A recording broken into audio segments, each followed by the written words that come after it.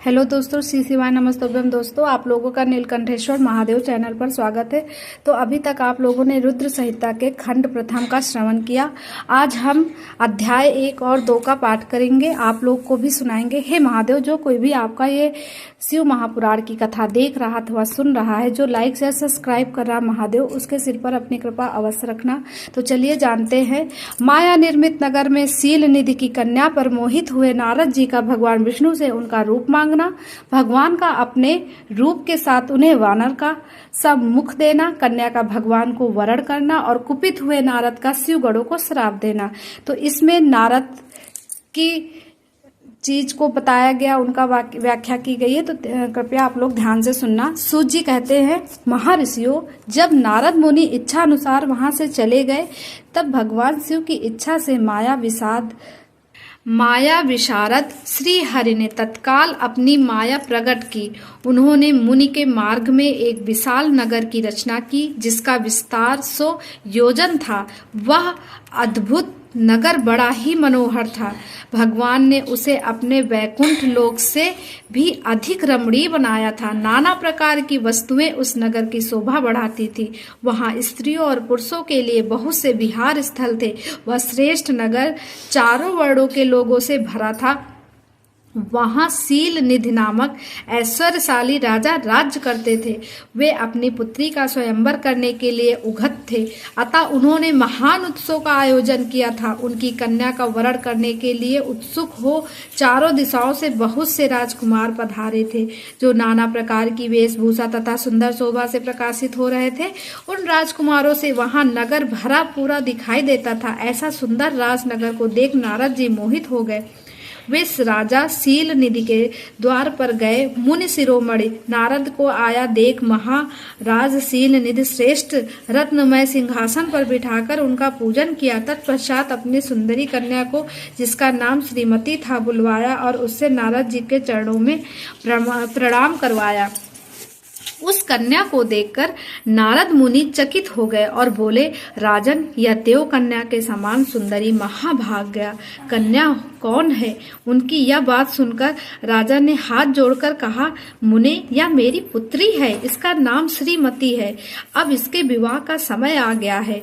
यह अपने लिए सुंदर वर चुनने के निर्मित स्वयंवर में जाने वाली है। इसमें सब प्रकार के शुभ लक्षण लक्षित होते हैं। महर्षि, आप इसका भाग्य बताइए। राजा के इस प्रकार छूने पर काम से विलय हुए मुनि श्रेष्ठ नारद उस कन्या को प्राप्त करने की इच्छा मन में लिए राजा को संबोधित करके इस प्रकार बोले, भूपाल, आपकी यह पुत्री समस्त शुभ लक्षणों से संपन्न है, परम सौभाग्यवती है। अपने महान भाग्य के कारण यह धन्य है और साक्षात लक्ष्मी जी की भांति समस्त गुणों की आकार है।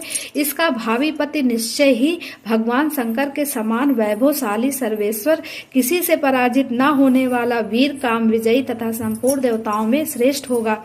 ऐसा कहकर राजा से विदा ले इच्छानुसार विचार करने वाले नारद मुनि वहां से चले गए। वे काम के वशीभूत हो गए थे। शिव की माया ने उन्हें विशेष मोह में डाल दिया था। वे मुनि मन ही मन सोचने लगे कि मैं इस राजकुमारी को कैसे प्राप्त करूं। स्वयंवर में आए हुए नरेशों में से सबको छोड़कर एकमात्र मेरा ही वरण करे, यह कैसे संभव हो सकता है? समस्त नारियों को सौंदर्य सर्वथा प्रिय होता है। सौंदर्य को देखकर ही वह प्रसन्नता पूर्वक मेरे अधीन हो सकती है, इसमें संशय नहीं है। ऐसा काम से विहल हुए मुनिवर नारद भगवान विष्णु का रूप धारण करने के लिए तत्काल उनके लोक में जा पहुंचे। वहां भगवान विष्णु को प्रणाम करके वे इस प्रकार बोले, भगवान, मैं एकांत में आपसे अपना सारा वृतांत कहूंगा। तब बहुत अच्छा कहकर लक्ष्मीपति श्रीहरि नारद जी के साथ एकांत में जा बैठे और बोले, मुने, अब आप अपनी बात कहिए। तब नारद जी ने कहा, भगवान, आपके भक्त जो राजा शील निधि हैं, वे सदा धर्म पालन में तत्पर रहते हैं। उनकी एक विशाल लोचना कन्या है जो बहुत ही सुंदरी है। उसका नाम श्रीमती है। वह शिव मोहिनी के रूप में विख्यात है और तीनों लोकों में सबसे अधिक सुंदरी है। प्रभु, आज मैं शील की उस कन्या से विवाह करना चाहता हूँ। राजा शील निधि ने अपनी पुत्री की इच्छा से स्वयंवर रचाया है, इसीलिए चारों दिशाओं से वहां सहस्त्रों राजकुमार पधारे हैं। नाथ, मैं आपका प्रिय सेवक हूँ, अतः आप मुझे अपना स्वरूप दे दीजिए, जिससे राजकुमारी श्रीमती निश्चय ही मुझे वर ले। सूत जी कहते हैं, महर्षियों, नारद मुनि की ऐसी बात सुनकर भगवान मधुसूदन हंस पड़े और भगवान शंकर के प्रभाव का अनुभव करके उन दयालु प्रभु ने उन्हें इस प्रकार उत्तर दिया।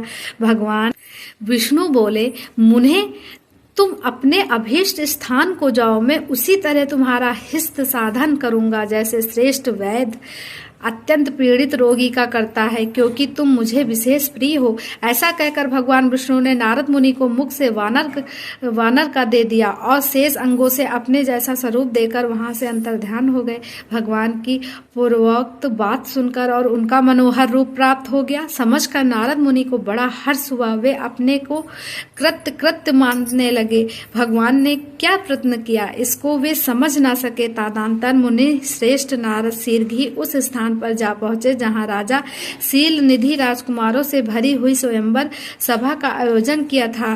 प्रियवर राजपुत्रों से गिरी हुई वह दिव्य स्वयंवर सभा दूसरी इंद्र सभा के समान अत्यंत शोभा पा रही थी। नारद जी उस राज्यसभा में जा बैठे और वहां बैठकर प्रसन्न मन से बार बार यही सोचने लगे कि मैं भगवान विष्णु के समान रूप धारण किए हूँ, अतः वह राजकुमारी अवश्य मेरा ही वरण करेगी, दूसरे का नहीं। मुनि श्रेष्ठ नारद को यह ज्ञात नहीं था कि मेरा मुख कितना कुरूप है। उस सभा में बैठे हुए सब मनुष्यों ने मुनि को उनके पूर्व रूप में ही देखा। राजकुमार आदि कोई भी उनके रूप परिवर्तन के रहस्यों को न जान सके। वह नारद जी की रक्षा के लिए भगवान रुद्र 2 पार्षद आए थे, जो ब्राह्मण का रूप धारण करके गूढ़ भाव से वहां बैठे थे।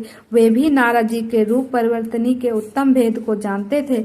मुनि को कामावेश से मूढ़ हुआ जान वे दोनों पार्षद उनके निकट गए और आपस में बातचीत करते हुए उनकी हंसी उड़ाने लगे, परंतु मुनि तो काम से विहल हो रहे थे, अतः उन्होंने उनकी यथार्थ बात भी अनसुनी कर दी। वे मोहित हो श्रीमती को प्राप्त करने की इच्छा से उसका आगमन की प्रतीक्षा करने लगे।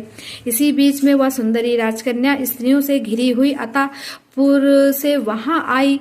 उसने अपने हाथ में सोने की एक सुंदर माला ले रखी थी। वह शुभ लक्षणा राजकुमारी स्वयंवर के मध्य भाग में लक्ष्मी के समान खड़ी हुई अपूर्व शोभा पा रही थी। उत्तम व्रत का पालन करने वाली वह भूत कन्या माला हाथ में लेकर अपने मन के अनुरूप वर का अन्वेषण करती हुई सारी सभा में भ्रमण करने लगी। नारद मुनि का भगवान विष्णु के समान शरीर और वानर जैसा मुख देखकर वह कुपित हो गई और उनकी ओर से दृष्टि हटाकर प्रसन्न मन से दूसरी ओर चली गई। स्वयंवर सभा में अपने मनोवांछित वर को देखकर वह भयभीत हो गई। राजकुमारी उस सभा के भीतर चुपचाप खड़ी रह गई। उसने किसी के गले में जयमाला नहीं डाली। इतने में ही राजा के समान वेशभूषा धारण किए भगवान विष्णु वहां आ पहुंचे।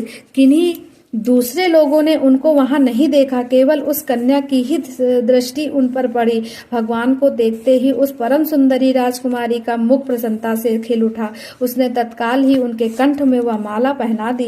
राजा का रूप धारण करने वाले भगवान विष्णु उस राजकुमारी को साथ लेकर तुरंत अदृश्य हो गए और अपने धाम में जा पहुंचे। इधर सब राजकुमार श्रीमती की ओर से निराश हो गए। नारद मुनि तो काम वेदना से आतुर हो रहे थे, इसीलिए वे अत्यंत विहल हो उठे। तब वे दोनों विप्र रूपधारी ज्ञान विशारद रुद्रगण काम विहल नारद जी से उसी क्षण बोले। रुद्रगणों ने कहा, हे नारद, हे मुने, तुम व्यर्थ ही काम से मोहित हो रहे हो।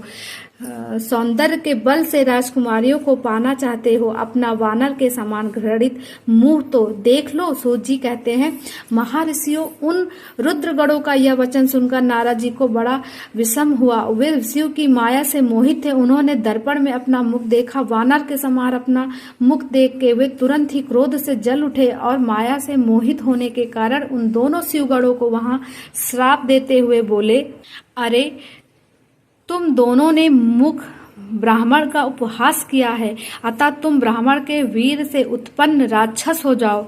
ब्राह्मण की संतान होने पर भी तुम्हारे आकार राक्षस के समान ही होंगे।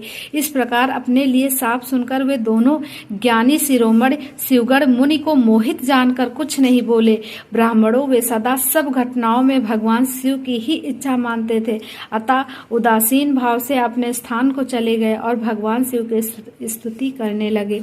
तो यहाँ पर पहला और दूसरा अध्याय समाप्त होता है रुद्र संहिता का। अब हम कल अगले वीडियो में तीसरे अध्याय का पाठ करेंगे और आप लोगों को भी कराएंगे। तो तीसरे अध्याय में बताया गया है नारद जी का भगवान विष्णु को क्रोध पूर्वक फटकारना और श्राप देना, फिर माया के दूर हो जाने पर पश्चाताप पूर्वक भगवान के चरणों में गिरना और शुद्धि का उपाय पूछना तथा भगवान विष्णु का उन्हें समझा बुझाकर शिव का महत्व जानने के लिए ब्रह्मा जी के पास जाने का आदेश और शिव के भजन का उपदेश देना। तो ये हम पढ़ेंगे तीसरे अध्याय में। हर हर महादेव। श्री शिवाय नमस्तुभ्यं।